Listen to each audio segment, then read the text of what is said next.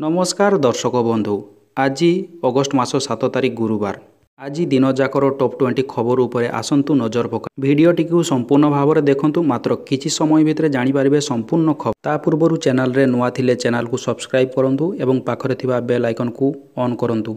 Number 1 CBSE दशम एवं द्वादश श्रेणीर छात्र छात्री एक गुरुत्वपूर्ण नोटिस जारी करिछि। नोटिस रे केंद्रीय माध्यमिक शिक्षा बोर्ड कहिछि जे बोर्ड परीक्षा गुड़िक दशम एवं द्वादश श्रेणीर छात्र छात्री सर्वनिम्न 75% उपस्थित होगा आवश्यक। एथिसह बोर्ड नोटिस रे एहा मध्य कहिसंति जे कौनसी छात्र छात्रींकर सर्वनिम्न 75% रु कम उपस्थित रहिले तांकु परीक्षा पई अनुमति दियाजिबो नाही। बोर्ड एहा मध्य कहिसंति जे मेडिकल इमरजेंसी स्थिति जातीय बा अंतर्जातीय खेल आयोजन रे अंशग्रहण एवं अन्य गंभीर कारणरू 25% ह्रास करा जाइछि। नंबर 2 राज्य में आज प्रबल वर्षा हो पारे कारण काली सृष्टि हो पारे घूर्णिबलय। गजपति गंजाम मयूरभंज रायगड़ा केउझर में प्रबल वर्षा होबार संभावना। आभ्यंतरीण ओडिशा और दक्षिण ओडिशा रे भी घड़घड़ी सह वर्षा हो पारे। बालेश्वर जाजपुर केन्द्रापड़ा जगतसिंहपुर पुरी खोर्धा भद्रक समेत पश्चिम ओडिशा और दक्षिण ओडिशा रे विभिन्न जिले में घड़घड़ी सह वर्षा हो पारे। सेपटे 9 तारिख पर्यंत वर्षा लगी रहिबो बोली आकलन करा जायछि। अन्य पक्षरे काली मयूरभंज केउझर गजपति सुंदरगढ़ रायगड़ा कोरापुट और गंजाम रे अधिक वर्षा हो पारे बोली पाणीपाग विभाग आकलन कर। नंबर 3 केन्दुझर को विकास पथरे आगई नेबा पई मोहन सरकार जिला पई आउ एक भेटी देइछंती। ट्राफिक समस्या समाधान पई केउझर सहरर चतुर्पार्श्व रिंग रोड निर्माण करिया पई बजेट अनुमोदन मिलिछि। पूर्त विभाग पक्षरु प्रारंभिक सर्वे परे एहार रिपोर्ट दाखल करा जाइछि। 3टी पंचायत देई जातीय राजपथ 20 नंबर रु 49 नंबर राजपथ को संजोग करिवो। मोट 10 किलोमीटर रास्ता पई प्राक नक्शा प्रस्तुत करा जाइछि। 20 नंबर राजपथ जामुनाड़िया ठारू 2 लेन रिंग रोड 49 नंबर राजपथ झारबेलदा निकट में मिश्रण होब। सबुठारु आकर्षणीय एक आइकनिक ब्रिज 1 किलोमीटर लंबर रहिबो। तळे वन्य प्राणी चलप्रचल पई एभली व्यवस्था करा जाइछि। एथिपाई 720 कोटी टंका विनियोग होब बोली मुख्यमंत्री मोहन चरण माझी कहिसंती। नंबर 4 बिजुली जाड़िबा होब महंगा उपभोक्ता को लागिबो 440 वोल्टर झटका। राजधानी दिल्ली समेत विभिन्न राज्य में दर बढ़िबो। सुप्रीमकोर्ट एक मामलार शुणाणी समय दिल्ली में विद्युत दर वृद्धि को अनुमति देइछंती। बिजुली दर वृद्धि को अनुमति देबा उपरे कोर्ट किछि शर्त मध्य रखिछंती। सुप्रीमकोर्ट कहिछंती बिजुली दर रे वृद्धि सठिक भावे हेबा उचित। न्यायालय बिजुली बिल दर बढ़ाइबा पई अनुमति देबा सह किछि शर्त रखिछंती। कोर्ट कहिछंती जे दर वृद्धि लाभदायक हेबा आवश्यक और दिल्ली न्यायामक आयोग पक्षरु स्थिर करा जाइतबा सीमारु अधिक हेबा उचित नुहे। सुप्रीमकोर्ट आहुरी मध्य कहिछंती दिल्ली रे बिजुली दर बढ़ा जाई पारिबो मात्र ताहा पॉकेट को सुहाइबा भली आवश्यक। तेबे सुप्रीमकोर्ट एही निष्पत्ति रे प्रभाव दिल्ली समेत देशर अन्य राज्य में बढ़ी पारे। नंबर 5 एणिकी शॉपिंग मॉल रे खुलिबो ब्रेस्ट फीडिंग सेंटर। व्यवसायी अनुष्ठान को उपमुख्यमंत्री प्रभाती परिडा अनुरोध। सरकारी ऑफिस और अभियोग शुणाणी स्थान में ब्रेस्ट फीडिंग सेंटर खोलिबो। आगकू बस स्टैंड रेल स्टेशन परिबा हाट बजार भली सर्वसाधारण स्थान में सेंटर खोलाजिबो। विश्व स्तन्यपान सप्ताह उपलक्षे महिला और शिशु विकास विभाग पक्षरु 2टी वेबसाइट लॉन्च होई। एने उपमुख्यमंत्री कहिसंती जे शॉपिंग मॉल गुड़िकर 75% अधिकरु महिला एने उपमुख्यमंत्री कहिसंती शॉपिंग मॉल गुड़िकर 75% रु अधिक महिलांक पई शौचालय और ब्रेस्ट फीडिंग सेंटर रहिबा निहाती आवश्यक। एहा नहेले महिलांक स्वास्थ्य उपर प्रभाव पड़िबो। पीवा पानी शौचालय और ब्रेस्ट फीडिंग व्यवस्था नहेले आगकू तापाई सरकार व्यवस्था करिवे। नाली आखि नुहे सरकार सहयोग मागंती। तेणु अनुरोध करुछि व्यवसायी अनुष्ठान गुड़िको निज ग्राहकों पई छोट कोठरी व्यवस्था करंतु। नंबर 6 घर भितर किरासिन ढाड़ी होई जियंता जड़ीगले युवती। केन्द्रापड़ा जिला पटामुंडाई बड़पदा अंचल में यह अभावनीय घटना घटी। युवती जनक युक्त 3 शेष वर्षर छात्री थिले। से आत्महत्या करिसंती ना तांकु हत्या कराइछि ता स्पष्ट होइनै। खबर लेखाजिबा सुधा पुलिस घटनास्थल में पहुंची नथिबारु सत्यासत्य स्पष्ट होइनाही। केही जणे युवक ब्लैकमेलिंग करुथिले बोली युवती तांको बापांकु कहिसंती। पूर्वरु एनै थाना रे अभियोग होइतबा कुहाइछि। एही घटना परे स्थानीय अंचल में चांचल्य खेली जाइछि। जदि अभियोग सत होइथाय ताहेले सांघातिक। पुलिस काहेकि कार्यानुष्ठान नेला नाही एहाकु नै प्रश्नवाची सृष्टि होउछि एवं एभली पुलिसर मनमुखी कार्य पई दायी कि। नंबर 7 जाल सर्टिफिकेट माया जाल रे छंदी होइछि ओडिशा। उपांतरु उपकूल सबुठी जाल जातिगत प्रमाण देई किए सरकारी चाकरी हातेइछंती तो पुणी किए उच्च शिक्षा रे डिग्री धरी बसचंती। खाली गोटे विभागर तथ्य देखिले आपण मध्य ताजुब होइजिवे। एसटी एससी और पछुआ वर्ग विभागर एही चिठी ଜାଲ ସାର୍ଟିଫିକେଟ୍ କେଳେଙ୍କାରୀକୁ ପଦାରେ ପକାଇଛି। ଆରଡିସି ସ୍ତରୀୟ ରିପୋର୍ଟ ବ୍ରହ୍ମପୁର ଆରଡିସି ଅଧୀନରେ ସବୁଠୁ ଅଧିକ ଗଫଲତି ହୋଇଛି। ଅନୁସୂଚିତ ଜନଜାତି ବର୍ଗରେ ସବୁଠୁ ଅଧିକ କେଳେଙ୍କାରୀ ହୋଇଛି।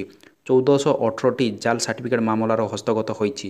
995ଟି ମାମଲାରେ ଯାଞ୍ଚ କରି ରିପୋର୍ଟ ଦେଇଛନ୍ତି ଜିଲ୍ଲା ଭିଜିଲାନ୍ସ ସେଲ୍। 437ଟି, ବଲାଙ୍ଗୀରରେ 206, ନବରଙ୍ଗପୁରରେ 132, କୋରାପୁଟରେ 121ଟି ମାମଲାରେ ରହିଛି। ଅନୁସୂଚିତ ଜାତି ବର୍ଗରେ 805ଟି ମାମଲା ହସ୍ତଗତ ହୋଇଛି। 432ଟି ମାମଲାର ଯାଞ୍ଚ ରିପୋର୍ଟ ଦେଇଛି ଜିଲ୍ଲା ଭିଜିଲାନ୍ସ। କନ୍ଧମାଳରେ 347, ନବରଙ୍ଗପୁରରେ 124, କୋରାପୁଟରେ 60, ବାଲେଶ୍ୱରରେ 76 ମାମଲା ରହିଛି। ସରକାରୀ ବ୍ୟବସ୍ଥା ଭିତରେ ଥିବା ବିଭୀଷଣ କିଏ? ଜାଲ ସାର୍ଟିଫିକେଟ୍ ରାକେଟକୁ ଧରିବାରେ କାହିଁକି ଅସଫଳ ସରକାର? ଏସଟି, ଏସସି ଓ ଓବିସି ବିଭାଗରେ ଜାଲ ଜାତି ପ୍ରମାଣପତ୍ର ଘଟଣା ସାମ୍ନାକୁ ଆସିବା ଅନ୍ୟ ବିଭାଗରେ ଏହାର ଚେର ବ୍ୟାପିଛି କି ନାହିଁ ତାହା ସବୁଠାରୁ ବଡ଼ ପ୍ରଶ୍ନ। ନମ୍ବର 8, ଅପରେସନ ସିନ୍ଦୁରକୁ ନେଇ ବଡ଼ ଖୁଲାସା। ଭାରତର ବ୍ରହ୍ମୋସ ଆକ୍ରମଣରେ ଡରି ଯାଇଥିଲେ କି ଟ୍ରମ୍ପ? ଆମେରିକୀୟ ସମ୍ବାଦପତ୍ର ୱାଲ୍ ଷ୍ଟ୍ରିଟ୍ ଜର୍ଣ୍ଣାଲର ଏକ ରିପୋର୍ଟ ଏବେ ଚର୍ଚ୍ଚାରେ। ଏହି ରିପୋର୍ଟରେ କୁହାଯାଇଛି ଯେ ଭାରତର ଅପରେସନ ସିନ୍ଦୁର ଯୋଗୁଁ ଆମେରିକାର ରାଷ୍ଟ୍ରପତି ଡରି ଯାଇଥିଲେ। ବିଶେଷ କରି ବ୍ରହ୍ମୋସ ମିସାଇଲକୁ ନେଇ ଆମେରିକା ରାଷ୍ଟ୍ରପତି ଡୋନାଲ୍ଡ ଟ୍ରମ୍ପ ଭୟଭୀତ ଥିଲେ ବୋଲି ଏଥିରେ କୁହାଯାଇଛି। ଏହି ମିସାଇଲକୁ ପାକିସ୍ତାନର ବାୟୁସେନା ଘାଟିମାନଙ୍କ ଉପରେ ଆକ୍ରମଣ ପାଇଁ ଉପଯୋଗ କରିଥିଲା ଭାରତ। ଉଲ୍ଲେଖଯୋଗ୍ୟ ଯେ ବ୍ରହ୍ମୋସ ମିସାଇଲ, ଯାହାକୁ ଭାରତ ଓ ରୁଷିଆ ମିଳିତ ଭାବରେ ନିର୍ମାଣ କରିଛନ୍ତି, ବିଶ୍ୱର ଏକମାତ୍ର କ୍ରୁଜ୍ ସୁପରସୋନିକ୍ ମିସାଇଲ ଯାହା ପାଖାପାଖି ମ୍ୟାକ୍ 2.8 ବେଗରେ ଗତି କରୁଛି। ଏହାକୁ ଭାରତ ବ୍ରହ୍ମପୁତ୍ର ଓ ରୁଷିଆର ମସ୍କଭା ନଦୀ ନାମ ଅନୁସାରେ ରଖାଯାଇଛି।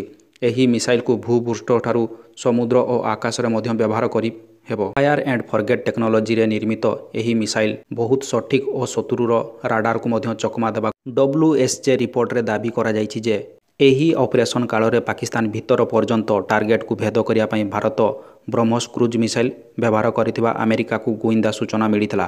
ତେବେ ଆମେରିକାର ଡର ଥିଲା ଯେ ଯଦି ଏହି ଯୁଦ୍ଧ ଦୀର୍ଘ ହୁଏ ଅଥବା ଜଟିଳ ହୁଏ, ଭାରତ ତା'ର ଲକ୍ଷ୍ୟ ସାଧନ ପାଇଁ ବ୍ରହ୍ମୋସ ମିସାଇଲକୁ ପରମାଣୁ ଅସ୍ତ୍ରରେ ରୂପାନ୍ତରିତ କରିପାରେ। ନମ୍ବର 10, ଏହି ମାସ ଶେଷରେ ପ୍ରଧାନମନ୍ତ୍ରୀ ମୋଦିଙ୍କର ଗୁରୁତ୍ୱପୂର୍ଣ୍ଣ ବିଦେଶ ଯାତ୍ରା ରହିଛି। ପ୍ରଧାନମନ୍ତ୍ରୀ ମୋଦି ଜାପାନ ଏବଂ ଚୀନ ଗସ୍ତରେ ଯିବେ, ଯେଉଁଠାରେ ତାଙ୍କର ଜାପାନ ଯାତ୍ରା ଦ୍ୱିପାକ୍ଷିକ ହେବ।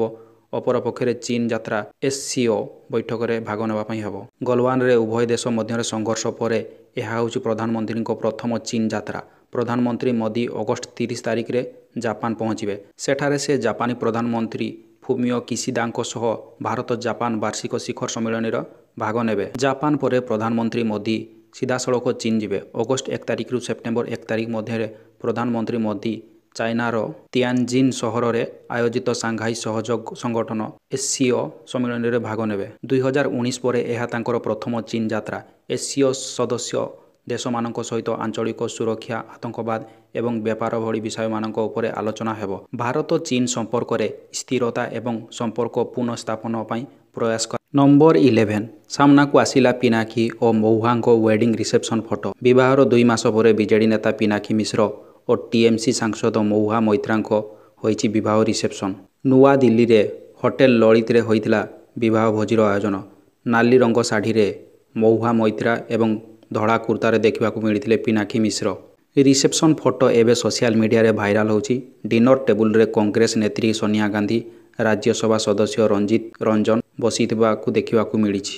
ବହୁ ଜାତୀୟ ସ୍ତରର ନେତା ମଧ୍ୟ ବିବାହ ଭୋଜିରେ ଉପସ୍ଥିତ ଥିଲେ, ହେଲେ ଓଡ଼ିଶାରୁ ହାତଗଣତି ନେତା ସାମିଲ ହୋଇଥିଲେ। ସମାଜବାଦୀ ପାର୍ଟିର ନେତା ବୀରେନ୍ଦ୍ର ସିଂ ତାଙ୍କ ସୋସିଆଲ ମିଡ଼ିଆ ଏକ୍ସରେ ଫଟୋ ପୋଷ୍ଟ କରିଛନ୍ତି। ନମ୍ବର 12, ଦିଲ୍ଲୀରେ ଉଦ୍ଘାଟନ ହେଲା ସେଣ୍ଟ୍ରାଲ ଭିଷ୍ଟାର ନୂଆ କୋଠା, କର୍ତ୍ତବ୍ୟ ଭବନ। ପ୍ରଧାନମନ୍ତ୍ରୀ ନରେନ୍ଦ୍ର ମୋଦି କର୍ତ୍ତବ୍ୟ ପଥସ୍ଥିତ କର୍ତ୍ତବ୍ୟ ଭବନକୁ ଉଦ୍ଘାଟନ କରିଛନ୍ତି।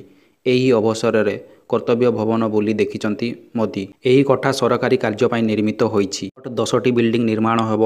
ଆସନ୍ତା 2027 ଜୁନ ସୁଦ୍ଧା ନିର୍ମାଣ କାମ ସରିବ। ମନ୍ତ୍ରଣାଳୟଗୁଡ଼ିକ ଏକାଠି କରି ଏବଂ ଅତ୍ୟାଧୁନିକ ଭିତ୍ତିଭୂମି ସହିତ ନୀତି କାର୍ଯ୍ୟାନ୍ୱୟନକୁ ତ୍ୱରାନ୍ୱିତ କରିବା ପାଇଁ କର୍ତ୍ତବ୍ୟ ଭବନ। ଏହା ପ୍ରାୟ 1.5 ଲକ୍ଷ ବର୍ଗ ମିଟର ଅଞ୍ଚଳରେ ନିର୍ମାଣ ହୋଇଥିବା ବେଳେ 2ଟି ବେସମେଣ୍ଟସ୍ ଏବଂ 7 ମହଲା ରହିଛି। ଏହି କୋଠାକୁ 30% କମ୍ ଶକ୍ତି ବ୍ୟବହାର କରିବା ପାଇଁ ଡିଜାଇନ କରାଯାଇଛି। କୋଠାକୁ ଥଣ୍ଡା ରଖିବା ପାଇଁ ଏବଂ ବାହ୍ୟ ଶବ୍ଦ ପ୍ରଦୂଷଣ ହ୍ରାସ କରିବା ପାଇଁ ସ୍ୱତନ୍ତ୍ର କାଚର ଝରକା ଲଗାଯାଇଛି। ଶକ୍ତି ସଞ୍ଚୟକାରୀ ଏଲଇଡି ଲାଇଟ୍, ଆବଶ୍ୟକ ନଥିବା ସମୟରେ ଲାଇଟ୍ ବନ୍ଦ କରିବା ପାଇଁ ସେନ୍ସର ଏବଂ ଶକ୍ତି ସଞ୍ଚୟକାରୀ ସ୍ମାର୍ଟ ଲିଫ୍ଟ ଏବଂ ବିଦ୍ୟୁତ୍ ବ୍ୟବହାର ପରିଚାଳନା ପାଇଁ ଏକ ଉନ୍ନତ ବ୍ୟବସ୍ଥା ଶକ୍ତି ସଂରକ୍ଷଣରେ ସାହାଯ୍ୟ କରିବ। ନମ୍ବର 13, ଶ୍ରୀମନ୍ଦିର ଆଇନ ଅଧିକ କଠୋର ସହ ସଂଶୋଧନ ପାଇଁ ପ୍ରସ୍ତାବ। ରାଜ୍ୟ ସରକାରଙ୍କୁ ପ୍ରସ୍ତାବ ଦେଲେ ଶ୍ରୀ ଜଗନ୍ନାଥ ମନ୍ଦିର ପ୍ରଶାସନ। ମହାପ୍ରଭୁଙ୍କର ସାଂସ୍କୃତିକ କ୍ଷୁଣ୍ଣ କଲେ କଡ଼ା କାର୍ଯ୍ୟାନୁଷ୍ଠାନ ନେବାକୁ ସୁପାରିଶ। ଶ୍ରୀମନ୍ଦିର ଭିତରୁ ହିଡେନ୍ କ୍ୟାମେରା ଧରାପଡ଼ିବା ପରେ ପ୍ରସ୍ତାବ। ସୋସିଆଲ ମିଡିଆରେ ଭାବାବେଗକୁ ଆଘାତ କଲା ଭଳି ପୋଷ୍ଟ କଲେ କଠୋର ଦଣ୍ଡବିଧାନ ଅର୍ଥାତ୍ ଅଭିଯୁକ୍ତଙ୍କୁ 7 ବର୍ଷ ପର୍ଯ୍ୟନ୍ତ ଜେଲ୍ ଦଣ୍ଡାଦେଶ ଏବଂ NBW ପାଇଁ ରାଜ୍ୟ ସରକାରଙ୍କୁ ସୁପାରିଶ କରିଛି ଶ୍ରୀମନ୍ଦିର ପ୍ରଶାସନ।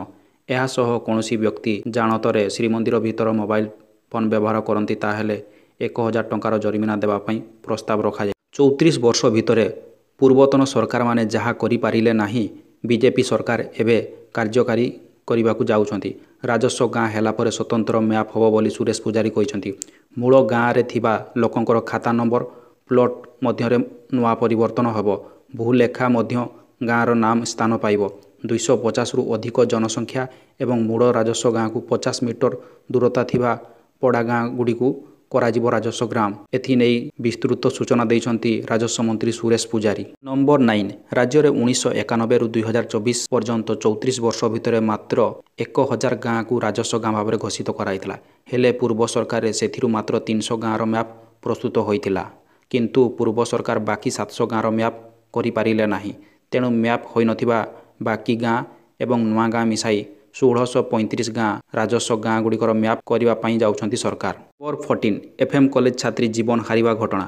ଗିରଫ ଅଧ୍ୟକ୍ଷଙ୍କ ବେଲ୍ ଆବେଦନ ଖାରଜ। ଫକୀରମୋହନ ସ୍ୱୟଂଶାସିତ ମହାବିଦ୍ୟାଳୟ ଛାତ୍ରୀଙ୍କ ମୃତ୍ୟୁ ଘଟଣାରେ ନିଲମ୍ବିତ ତଥା ଗିରଫ ଅଧ୍ୟକ୍ଷ ଦିଲ୍ଲୀପ କୁମାର ଘୋଷଙ୍କ ଆଜି ଜାମିନ ଆବେଦନ ଶୁଣାଣି ଖାରଜ ହୋଇଛି। ଏହି ଆବେଦନକୁ SDJM କୋର୍ଟ ଖାରଜ କରିଛନ୍ତି। ତାଙ୍କର ଏହା ଦ୍ୱିତୀୟ ଥର 14 ଦିନ ଅବଧି ଖାରଜ ହୋଇଛି। ତାଙ୍କ ବେଲ୍କୁ SDJM କିଶୋର କୁମାର ନାଥ ଖାରଜ କରିଛନ୍ତି। ଛାତ୍ରୀ ନ୍ୟାୟ ନ ପାଇବାରୁ ଜୁଲାଇ ମାସ 12 ତାରିଖରେ କଲେଜ ଅଧ୍ୟକ୍ଷଙ୍କ କାର୍ଯ୍ୟାଳୟ ସମ୍ମୁଖରେ ନିଜକୁ ନ୍ୟାୟ ଲଗାଇ ଜୀବନ ହାରିବାକୁ ଉଦ୍ୟମ କରିଥିଲା। ପରବର୍ତ୍ତୀ ସମୟରେ ଛାତ୍ରୀ ଜଣକ ମୃତ୍ୟୁବରଣ ମଧ୍ୟ କରିଥିଲେ। ତେବେ ଏହି ଘଟଣା ଦିନ HOD ସମୀର ସାହୁଙ୍କୁ ଗିରଫ କରାଯାଇ ନିଲମ୍ବିତ କରାଯାଇଥିଲା। ପରେ କଲେଜ ଅଧ୍ୟକ୍ଷଙ୍କୁ ନିଲମ୍ବନ ସହ ଗିରଫ କରାଯାଇଥିଲା। ଗିରଫ ଅଧ୍ୟକ୍ଷଙ୍କ 2 ଥର ଜାମିନ ଆବେଦନ ଖାରଜ କରାଯାଇଛି। ଅନ୍ୟପଟେ ଆଜି ସବିନଙ୍କ ଦ୍ୱିତୀୟ ଥର ପାଇଁ ଜାମିନ ଆବେଦନ ଶୁଣାଣି ରହିଛି ବୋଲି ଜଣାପଡ଼ିଛି। ନମ୍ବର 15 ଅପରେସନ୍ ସିନ୍ଦୁରରେ ବ୍ରହ୍ମୋସ କ୍ଷେପଣାସ୍ତ୍ରର କ୍ଷମତା ପ୍ରଦର୍ଶନ ପରେ ପ୍ରତିରକ୍ଷା ମନ୍ତ୍ରଣାଳୟ ଭାରତୀୟ ନୌସେନା ପାଇଁ ଅତିରିକ୍ତ ବ୍ରହ୍ମୋସ ଅଗ୍ନି ନିୟନ୍ତ୍ରଣ ପ୍ରଣାଳୀ ଏବଂ ଲଞ୍ଚରର କ୍ରୟକୁ ଅନୁମୋଦନ କରି ଏହା ସହିତ ନୌସେନା ସମେତ ସ୍ଥଳସେନା ଏବଂ ବାୟୁସେନା ପାଇଁ UAV କିଣିବାକୁ ସବୁଜ ସଂକେତ ଦିଆଯାଇଛି। ପ୍ରତିରକ୍ଷା ମନ୍ତ୍ରଣାଳୟ ମଙ୍ଗଳବାର ସେନା ପାଇଁ ମୋଟ 76,000 କୋଟି ଟଙ୍କାର ଅସ୍ତ୍ରଶସ୍ତ୍ର ଏବଂ ସାମରିକ ଉପକରଣ କ୍ରୟକୁ ଅନୁମୋଦନ